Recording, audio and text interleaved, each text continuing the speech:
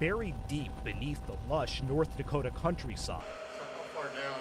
the controls to the nation's deadliest weapons. Welcome to our capsule, everybody.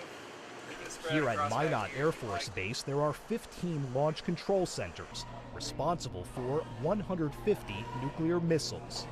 Red power switch is on. The centers are manned in 24-hour shifts by officers typically in their 20s, awaiting a presidential order to launch. And every single day you sign for control of 10 of the most powerful weapons known to mankind, you know, in the history of mankind, to be honest. The Air Force says the nuclear mission is its top priority, but it's one struggling with several issues. The Associated Press has revealed problems with discipline, cheating on readiness tests, security, low morale, signs of a post-Cold War nuclear Air Force in disarray. The worst thing for morale was probably the micromanagement. Brian Whedon spent 5 years as a missileer, as the launch officers are called. There were huge expectations and a culture of perfection. Really to have your every single action scrutinized and minutely controlled by a squadron commander at the same time.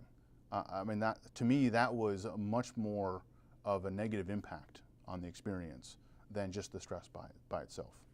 The two-star general who commands the nuclear missile force agrees and wants to change things for today's airmen.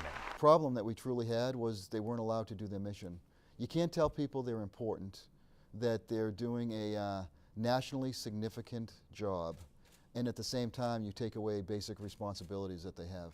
The Air Force is now pouring money and personnel into fixing some of the problems, which include aging infrastructure. And you can see the very top of the missile right there. The nuclear-tipped missiles, like this maintenance training version, have been updated over the years and kept ready to go on short notice. But the supporting equipment is simply old, in and out of the bunkers. Like the Huey helicopters used to ferry security personnel around Minot's missile fields. They date to the Vietnam War, and under current plans will likely keep flying through the decade. Underground, each missile, known as a big stick, stands ready, fueled and primed in silos across the prairie.